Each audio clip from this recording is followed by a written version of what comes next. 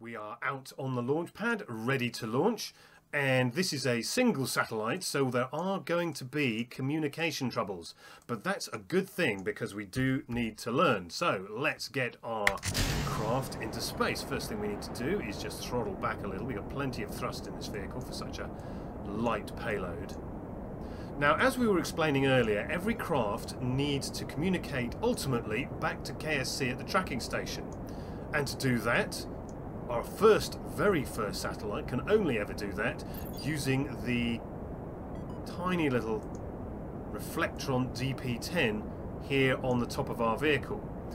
This is a very short range, it's 500 kilometers, it's always active, so it's ideal for this task because it's also indestructible. It does not get affected by the atmosphere and air resistance. So do not extend your communitrons. Whatever you do, do not extend your communitrons until you are well out of the atmosphere. The DP10 will do all the communication you need until you get into your basic orbit.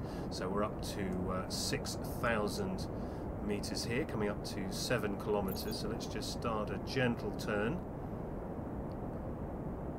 Bit wobbly, I know, but let's prepare to lose our asparagus stage.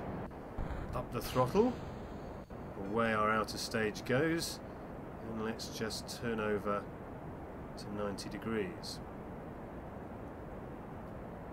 There we go. Prograde marker is following us. Now,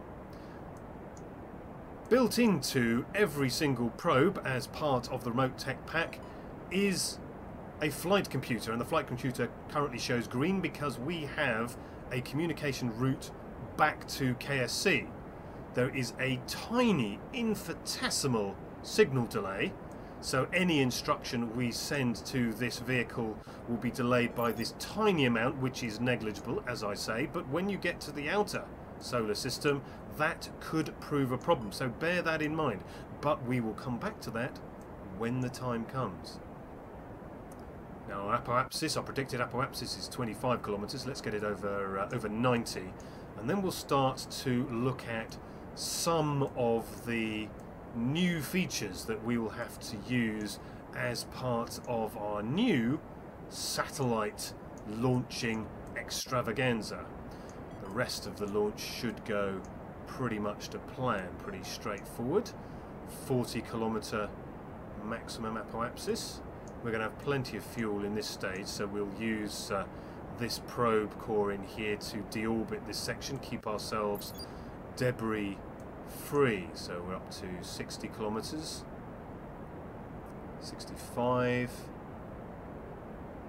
up to 75, so that's way into space. We get up to 90, and then we get up to about 100. There we go, 101, that should be fine. Let's go out into map view, let's center on Kerbin and just have a look at a few features of this map. Notice we have a bright red dot that shows us where KSC is, if we didn't already know. But notice this line, this is the communication line back to KSC, and this line and any other links in the chain to other satellites are what we need to make sure is continuous, and therefore we can have a green connection back to KSC. Right, so first real instruction we need to issue is a rough circularization maneuver. So there we go, that's fine. It's going to be not exactly circular, but it doesn't really matter. This is the orbit that we are ultimately aiming for, so we will deal with that later. Now this is where the flight computer comes in really handy.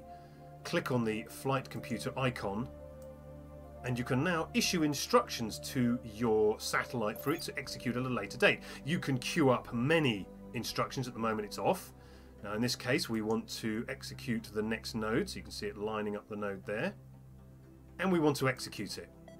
Now, providing we have a constructive link back to KSC, a complete link back to KSC, we will be able to send more and more instructions, either through the flight computer or manually. So for example, we can issue an instruction to extend a communitron, provided we have a link back to KSC, and we can also extend our panels, carry out maneuvers, whatever we want to do with our craft.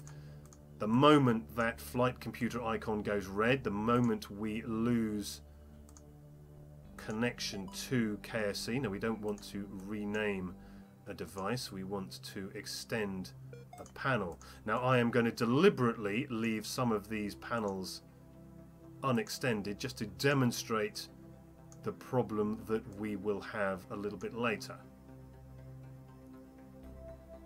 And here we go. There we are.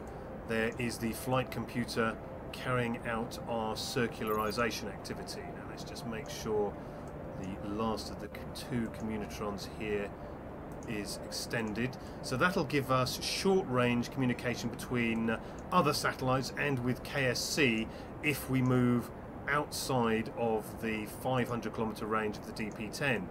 But remember, these communitrons also have limited range. They have a range of 2.5 million meters. So the next thing we need to do is to make sure that one of these comms DTS antenna is pointed at the KSC. Now the communitrons and the DP-10 are omnidirectional, which means they'll point anywhere and communicate with anything, but these unidirectional dishes need to be pointed somewhere. So right click, select the no target button, and you get this antenna configuration window, which gives you a list of all the places you can point your antenna at. In this case, we want to point back at mission control, and we want to activate that antenna. So we now have a very long range antenna. It will be 50 million meters, so that's more than the 12 million meters that we need to complete our contract. So we can be assured of communication back to KSC. Or can we? There are two reasons why you might not be able to get back to mission control. And they are, quite simply, mission control goes over the horizon and there are no other satellites for you to relay from. Or two, you could run out of battery power. Now in this case, mission control has just gone over the horizon. We can no longer give any instructions. We can try, but nothing will happen because we're out of range. In this case, over the horizon. So we now need to speed up time using the miracle of time warp so that we get back into range. So let's go around the back of the planet. And as we go around the back of the planet, no, we don't want to set the MUN as a target.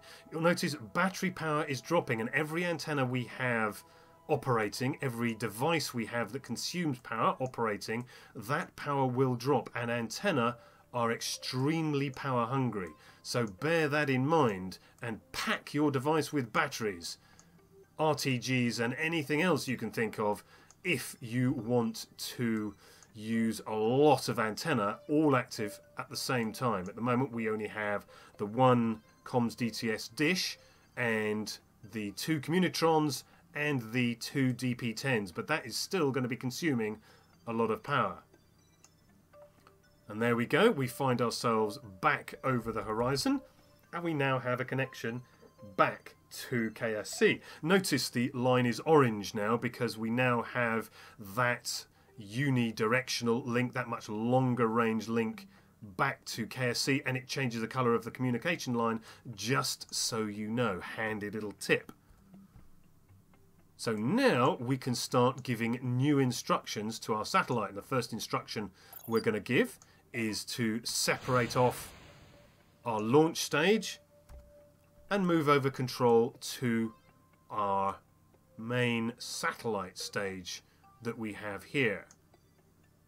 So let's get on with setting out some of our maneuver nodes in order to reach our ultimate orbit. So let's try dropping one in here and just moving ourselves out. So let's just get round here somewhere. There we go.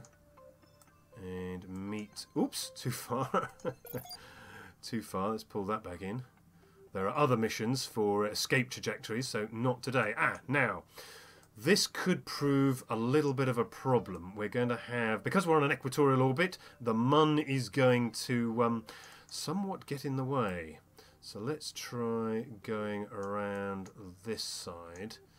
Just pull our orbit back in again. And there we go. Bring this around a little bit. There we are. That should be good to go. Now again, we have a connection to KSC, so let's bring up the flight computer. Look at the queue. Let's orientate towards the maneuver node. And let's execute our node. And the node is due in 1 minute, including the signal delay. 1 minute 2. Let's just watch our satellite execute this maneuver. It's much smaller now, much more nimble. We're going to have 805 meters per second. We've got 1,900 in this stage, so that should be plenty for us to complete our mission. Now again, we can use time warp, and the flight computer will take care of time warp for us. So feel free to use time warp to get to your next maneuver. Flight computer will automatically drop time warp and will take care of executing the maneuver either side of your maneuver node. So again, the flight computer takes that into account. So about halfway through our burn,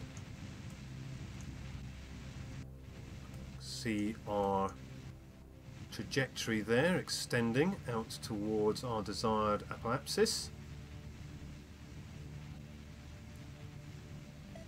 There we go. Delete the node. And we're pretty good to go. Now we've still got a communication link to KSC, so if we are quick, we can get out here. We can add a new maneuver. We can expand our orbit, trying desperately not to get a kick from the Mun. Now we're going a little bit off here, so let's bring that back. Too far. There we go. I think that's going to look good. There we go. Now we still have the connection, so we bring up flight computer, set it to go to the node, and execute. And it will execute in 1 day, 2 hours, and 44 minutes. So, with the miracle of time warp, let's accelerate around our orbit. You're just about to start to see, there we go, the two probes separate. That's our debris. We'll deorbit that later. Now notice the flight computer's gone red. We've lost our communication back to KSC, but we have a maneuver node. We've pre-programmed that in. It's all queued up. So let's accelerate time warp again and just watch the flight computer make our maneuver. Now we do have another connection back to KSC, but we don't need it. So we will just allow the maneuver node to play out through the flight computer. 2 hours to go. Still have plenty of electric charge. Again, we have another opportunity to send further commands if we wanted to. Now the Communicatron would only reach to about here, so we did need that DTS, I should say, unidirectional transmitter in order to make this much longer distance. So do bear that distance in mind. You may actually need to get your calculator out. The great thing about KSC, it makes KSP, Kerbal Space Program, makes it fun to use a calculator and trigonometry. Now it looks like, with that excellent piloting, if I don't say so myself, we've met our contract. We positioned our satellites in an equatorial orbit. We got a reward of 85,900 funds, and we got 9 science and 41 reputation. Brilliant. Now, of course, this isn't very much use, one satellite, every time it goes out of connection with KSC, it's useless. We can't send it instructions, and we can't use it to relay instructions. So we're going to have to set up a relay network if we want to do this professionally. But that's something for another episode. So with that in mind, I'd like to thank you for watching, and I hope to see you again soon. Take care. Bye-bye.